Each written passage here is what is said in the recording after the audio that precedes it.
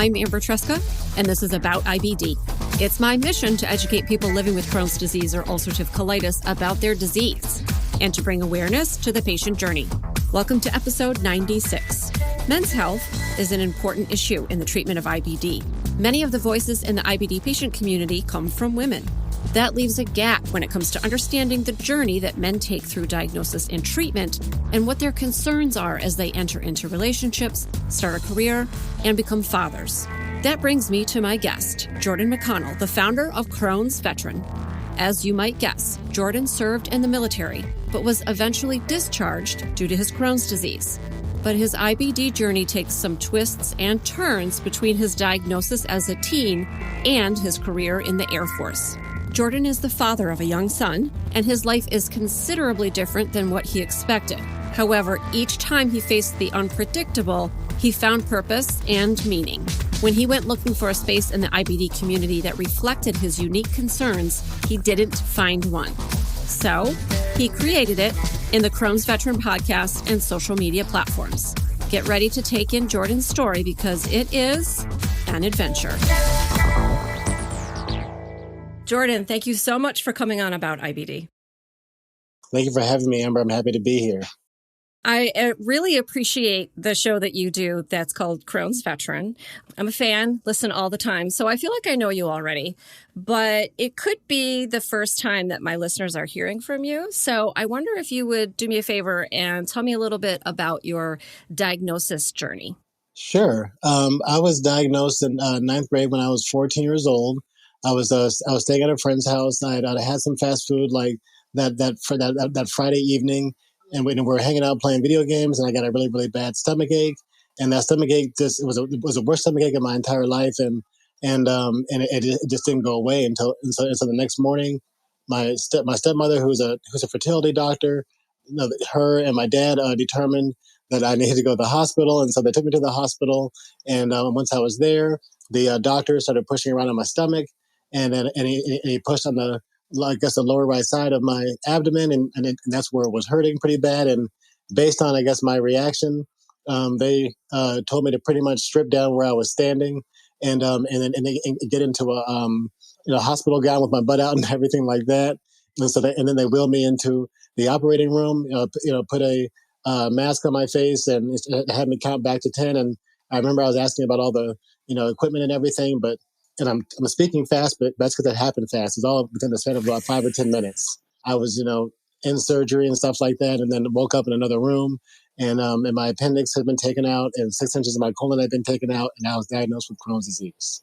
Wait, you were 14? Correct. Oh my gosh, I didn't know that you were so young. Yeah, so right before Halloween in ninth grade. Holy cow!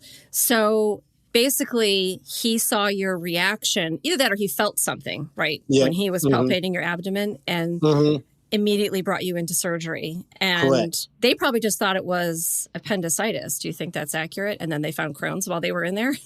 Correct. So I found all inflammation. And so I have this gigantic scar, on my stomach, And so I think a lot of people that get their appendix removed, it's the kind of procedure where it doesn't, leave a pretty big mark. But for me, it's pretty huge because they didn't know what was wrong. And so it's more like exploratory emergency surgery to kind of, find out, what was wrong. And then that's what it was. And so it was Crohn's disease. Wow. How did your parents deal with that at the time? It was a lot. I remember my mom had come to visit me, from Texas and stuff. And, and it was just a lot. It was just a lot for everybody. And I think I was in the hospital for about a week. I was at home for maybe a week or two. And then, but surprisingly, I was healthy kind of after that for a long while. Really? So what kind of treatment did they put you on? To be honest, Amber, none. If I recall after that surgery when I was 14, I was not on any medication or any treatment, like post-op treatment that I can recall. I literally remember just going back to school like a few weeks later, like it never happened. Oh, wow. So then what happened after that? I am guessing that you had no understanding or you weren't helped to understand what Crohn's was and that it was chronic. And yeah.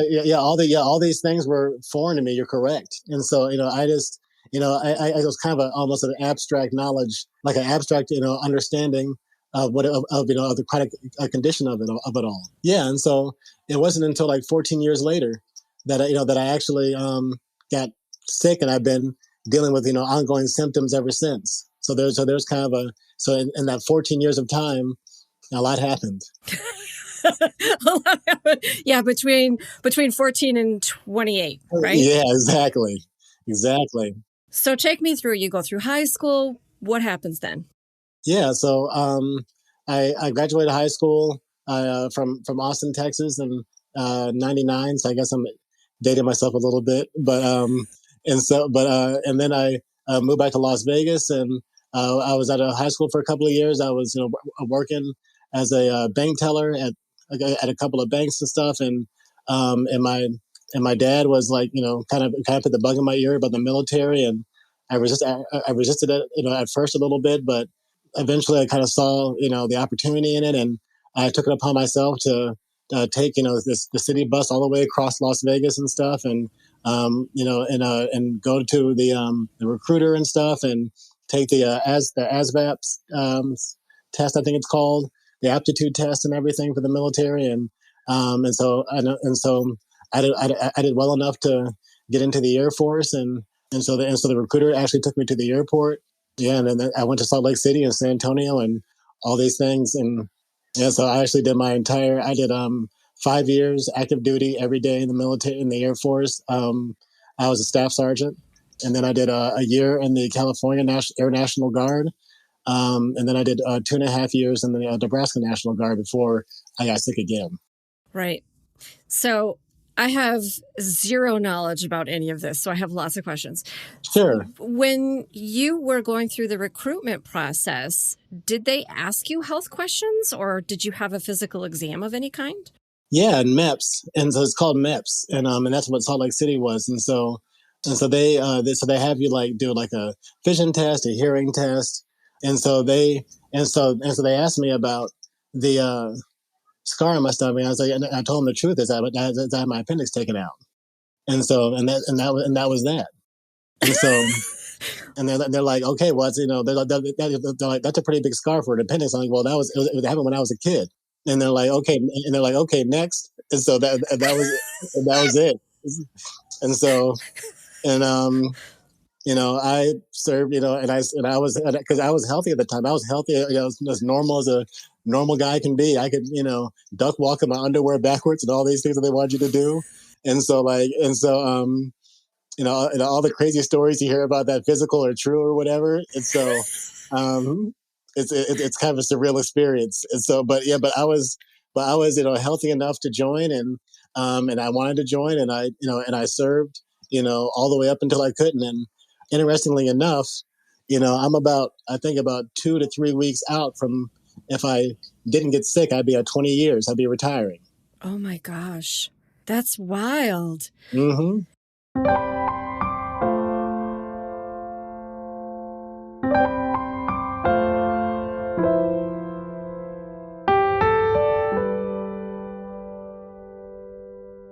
So what happened though? You started having symptoms again, and then what was the thing that sent you to a doctor, and then what happened in terms of your career at that point?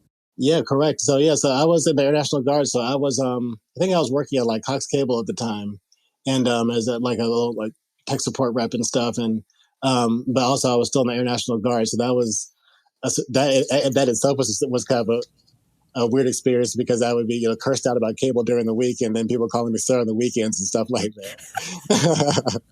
So it was very funny, but and so I think about March or April of 2009, I just started getting sick. I mean, I started getting really bad stomach aches, and so unlike when I was 14, it wasn't just like a weekend. It was like ongoing kind of terrible situation, and so it just got kind of progressively worse. And or I should say that I'm one of those people that try to resist going to the doctor to the very last minute type thing, and so like I can tough it out type thing. And with that being said, I went to the emergency room 4 times in 1 year just based on pain alone type thing. Oh, It's like to the point to where like, oh, I can't take it anymore. I have to go to the hospital. yeah.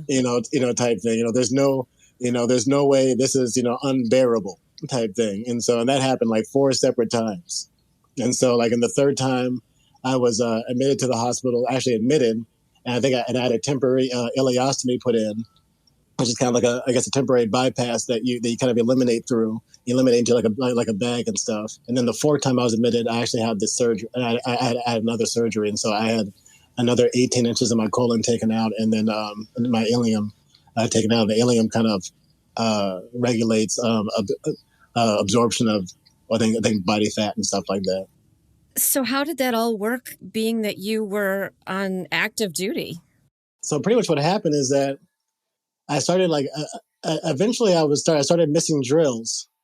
I think that fourth time I was actually admitted to the hospital, my commander, because so this was in Omaha. Well, so all this stuff happened in Omaha, Nebraska, by the way. And my military duty was in Lincoln, Nebraska, which is about 45 minutes southwest of Omaha and stuff in Nebraska.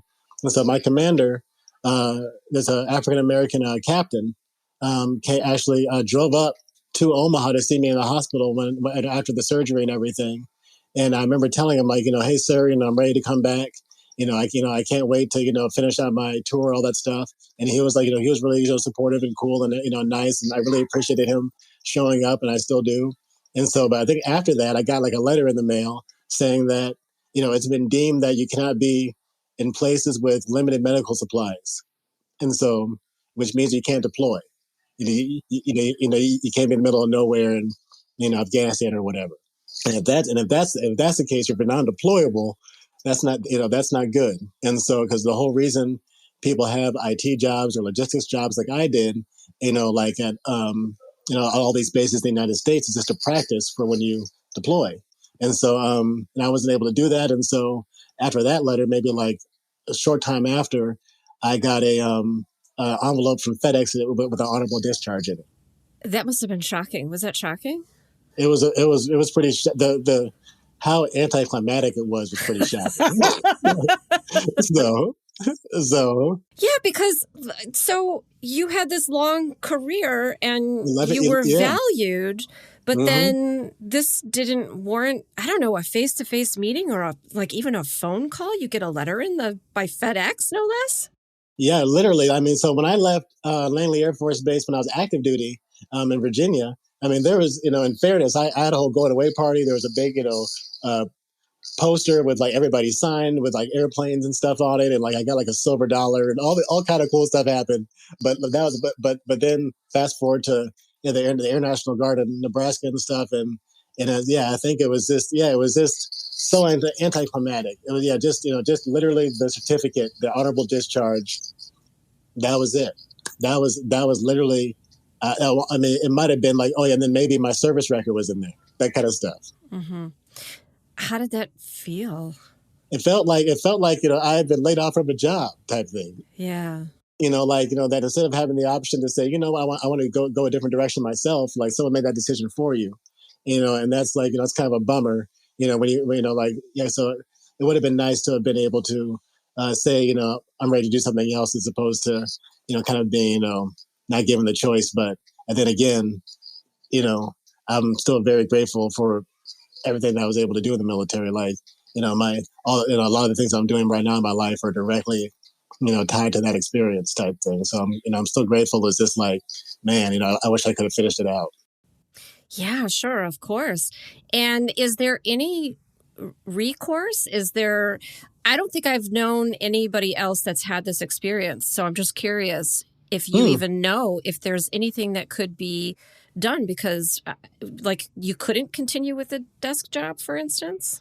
Correct. I mean, because I've known of well, I don't know personally, but I've seen stories in the media of combat, people that have been in combat have gotten limbs, they've been like injured in combat, Purple Hearts and stuff, so the guy or the girl might have like an arm or a leg missing, and they're still like a drill instructor or something, so like, and so so I just don't know, but I think that was the reasoning for me, was that I think the medical supply thing, just being non-deployable. But yeah, as far as recourse, if anybody hears this show and has some ideas and was feel free to reach out to me type thing. Yeah, I think you're only the second person that I've ever talked to that's had this experience where it was, very quickly diagnosis and then being discharged. And there Mm, really doesn't seem to be like a path to discuss it with anybody or to move forward with sort of appealing. Like, I don't even know what you would do, but it does seem very, I mean, I get it. Like, it makes sense. But at the same time, you had such a long career and it just seems like you yeah, said, anticlimactic. right. Like kind of just a little fizzle, and so because I would have been, I think after that time, I mean, I would have been at 11 years before I re-enlisted. So so like because I enlisted for 4 years, and then and then enlisted for another 4 years, Yeah. and then I did the first year, and then I was like, actually, I think I want to join the Air National Guard. I kind of want to be able to, explore more of the world a little bit, and I remember at the time they said, well, you can do that, but but since you have 3 years left, you have to do 2 years for every year you have left in the Air National Guard. I'm like, okay, well, that's cool, that's fine. That's what I did, and then so I did 5 years plus 6 years, and then but before that, at the 11th, I got sick around 8.5 years in. What did you do after that? I didn't really have much time to process the enormity of it all, and Yeah. so but I got a different job. Probably one of the biggest things that changed pretty shortly thereafter that is that I didn't have it in me to listen to people complain about their cable anymore. And so, and so, I had a good time. I learned a whole lot, fixing, cable, internet, phone, all that stuff. But I just, yeah, I was ready for something else. And so probably the biggest change was that trying to, just move on with my career. And so I got a job at, I think like an outsourcing company doing IT for them. And then I actually got probably the biggest thing and just really just trying to move on my career. So probably after the Air Force, one of my goals in life was to match the kind of level of what I'd done in the Air Force and in the civilian world. I was stationed at Langley Air Force Base in Virginia, and I worked at the like a network operations center, and I was an administrator for like 100,000 people at 15 Air Force bases and other things all over the world, and you had to have like a top secret clearance in the room to where I worked in, and like when my dad came in, they covered the screens and all that kind of stuff. It was like really like secret squirrel type thing. And so I wanted, and not only that, as a staff sergeant at the time, I was paid okay, right? And I Hmm. was like, man, if I could create this type of vibe, this type of, I have a cool job with cool money, and in the civilian world, that's what I'm trying to aim at. And so that took a really long time, but I can say that I've done it. But it started, with working at the outsourcing company, and then I got my bachelor's degree, and the bachelor's degree like really kind of really catapulted me up because in Omaha, that's kind of at least in my experience, that was Omaha has a really low unemployment rate. Everybody you can really get a job there if you want one. But as far as the quality of that job, how much that job pays is heavily determined on your education. And so with me, IT guy and stuff, I actually got a degree in human resources and personnel and like administration and stuff. And with that, I said like no tech degree and no at the time tech certifications. And I got hired as the network administrator and client support for a capital firm down in downtown Omaha. Getting a bachelor's degree matters type thing, and so because it definitely helped me. For Crohn's though, something that's definitely changed in the last few years is kind of this stuff like this. Sharing my story, and so that's why I spent probably a year um, just go get on Instagram and just kind of deciding to be the change I wanted to see in the world. It wasn't easy to find African American guys or girls or people like that were talking about IBD. Like maybe not just at all. Like that was it's a very small audience, very small audience of people.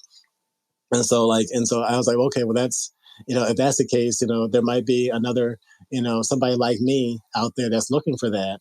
And so I want to be the change I want to see in the world. And so that's what I did. And so for the first year or so, I just kind of just shared just kind of my life, a little bit.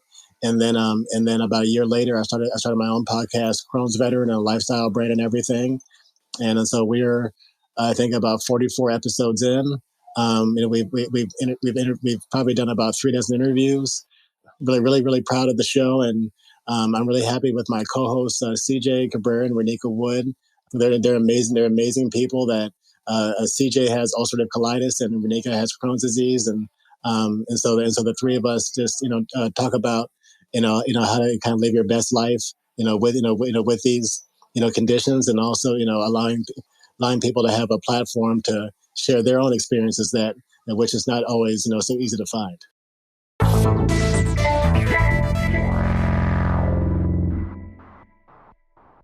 There's a lot of different ways to get into the patient advocacy world in the IBD space. What made you decide on podcasting?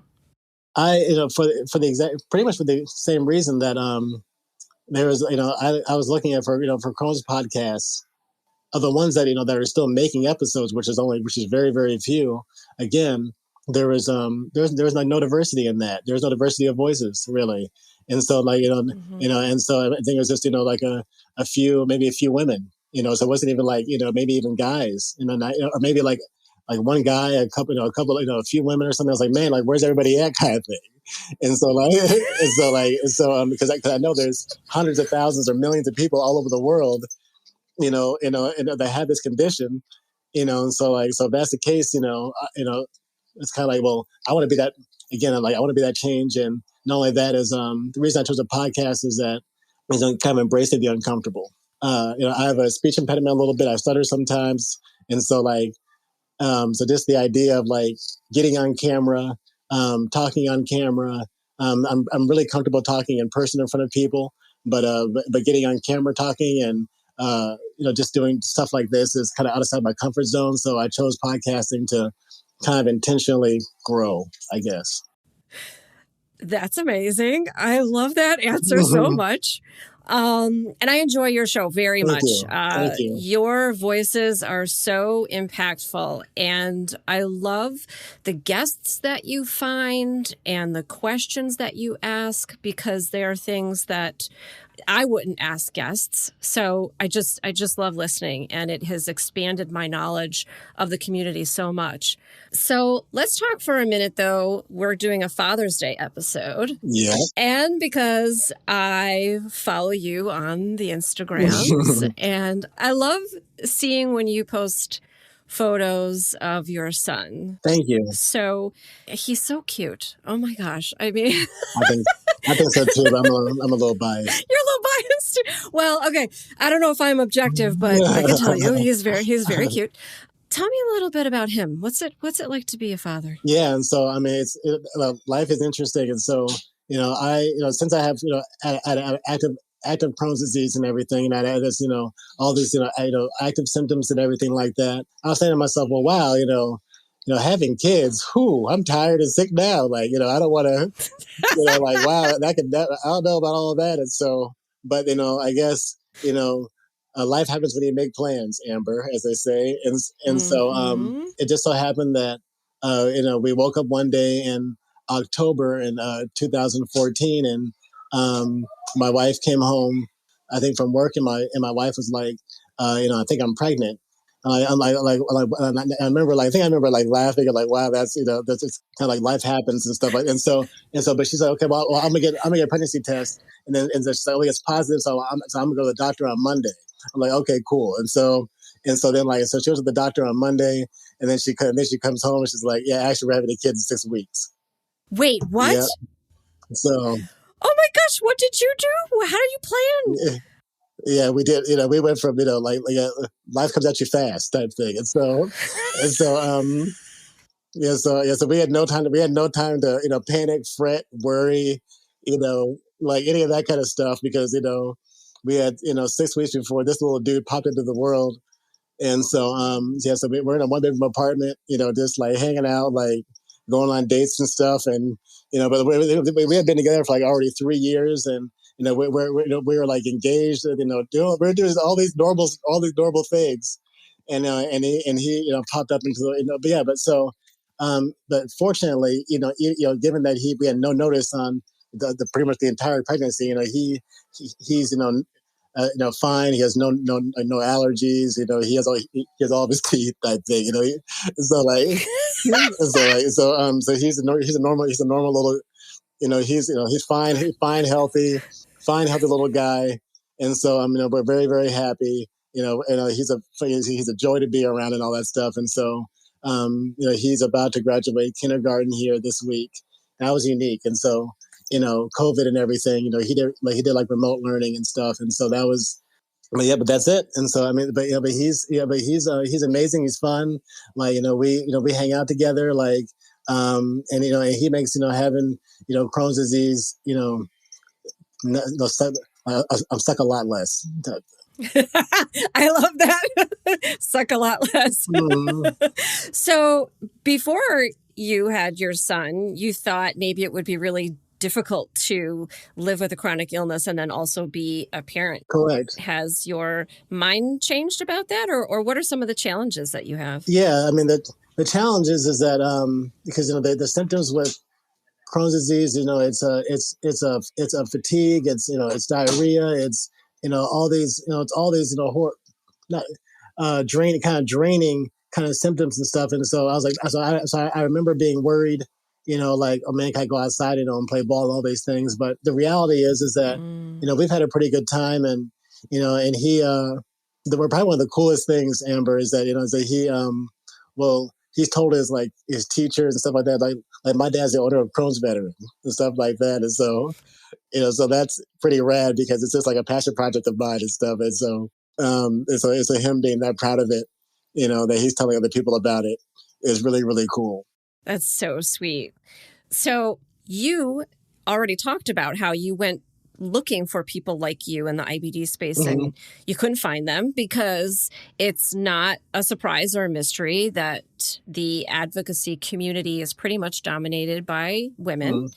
So what are we missing? What are we missing about men's health that you think needs to be brought into the forefront more when we're talking about IBD? Well, I just voices, just men's voices, there's several people that, that I, follow on Instagram and other places. And I think just, engaging with those people, finding those people, like, I think that some of the bigger foundations and bigger organizations, they could, I think it'd be beneficial to find and engage with, people, men from, just different parts of the world and stuff, especially the African American community, Hispanic community, other communities, trans communities, stuff like that. People, other folks with Crohn's and everything.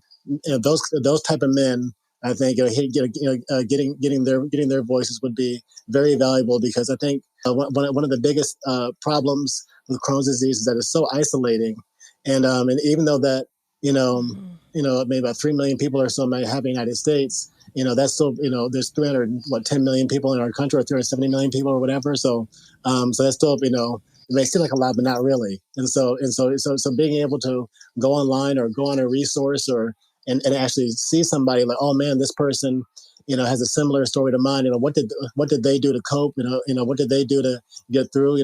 Maybe I can learn from them or engage them. And maybe even, make a new connection with somebody. I wonder if you have any ideas about how we can engage more men, because I'll tell you something that I see a lot is that I see women coming into different spaces, Facebook groups or what have you, and they'll say, I have this question. It is my husband, my father, my son. So the women are coming in and asking these questions on behalf of, their partner or their son or their father. How can we get the men to come into the spaces and ask their own questions? How can we make men more comfortable?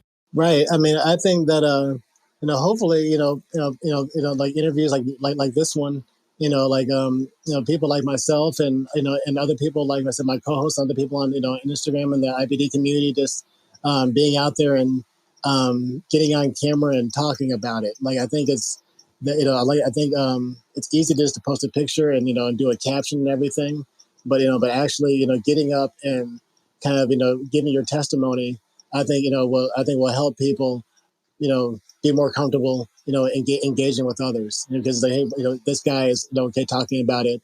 Maybe I'm okay, talking about it too, and just so that again, of course, anybody can reach out to me. Anybody can reach out to any of my co-hosts or anything like that. They want to talk or and I'd be more than happy to help you myself or or point you in the right direction too. I see a lot of tips all the time for moms with IBD. Of course, I'm one of the co-founders of IBD Moms, so I write those tips a lot. I don't see a lot about tips for IBD dads. Like, what do you think? What are some tips that you would have now that you were kind of thrown into parenting? So you're probably actually a really good person to give tips on being a father and living with Crohn's disease. Yeah, well, thank you. That's a good question. I would say, what I've learned is that as early as possible, educating your son or your daughter about kind of what you go through and stuff, and so they can start kind of get used to if you have to lay down, if you have to take it take it easy, or maybe you're planning on doing something you weren't able to do it, just kind of teaching your kid. Teaching your child empathy and compassion, for your condition, and also, showing them that, also the strength of that, of powering through and overcoming that condition too. I think that's right. I think that kids of parents who live with a chronic illness are sometimes more empathic. Mm-hmm. What do you think about that? Do you think that's true? I think that's true, and I think that's true because I would say that me and my wife are pretty empathetic people too, and so I think so our son is really very, very in tune with people's emotions and people's vibes and stuff like that. So I would agree with that. Yeah, and it sounds like he's already very proud of you and the work that you do, which is amazing. That's really fantastic. I think it kind of gives you a warm fuzzy, when when you think that it's just a little something that you're working on, and somebody's like, "Yeah, my dad is like," it's like a whole, so it's pretty cool. It's pretty cool. He's like your brand ambassador already. Mm-hmm. I know, like I should have had like it's a little coveted shirt for kindergarten. That'd be fantastic. Ask me about my dad's Crohn's. Exactly. Jordan, you have had so many careers. You've learned how to do so many things through your military career and then afterward, setting aside being yelled at by the cable people. What would you say to people who are living with a chronic illness, who are looking to pursue their dreams and to forge their own path? Do you have any advice or words of wisdom for them? Yes, I would say that, don't compare yourself to others as a general rule, and especially with IBD, and because it's an invisible illness, and so you may see somebody that is younger than you or older than you, or or has more material items or whatever it is. Just do not compare yourself to other people, and also don't give up. Just practice. To me, it's called like that movie True Grit. And I think with IBD, you kind of have to practice a little bit of gritty determination. Of never giving up on your dreams. And so I'm also an entrepreneur with a couple of startups, and so those required even when I was sick, even when I was not feeling well, to just water that tree a little bit every single day. And so I would encourage everybody out there, no matter how bad it gets, never let your dreams die.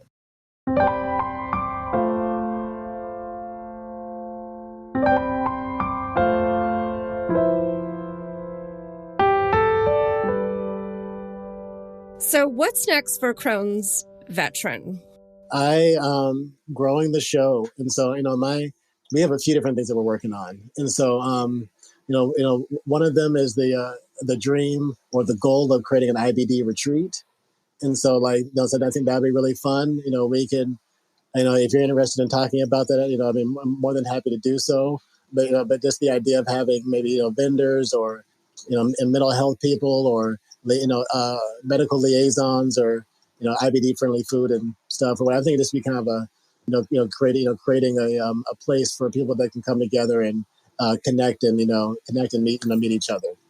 But as far as the show goes and the brand goes, I'm adding new stuff to to our store. So I encourage everybody to check out the Crohn's Veteran Teespring store. We have great stuff for Crohn's and colitis. And so you can get your Crohn's gear on there. I'm going to be adding hats and some other cool things on there too.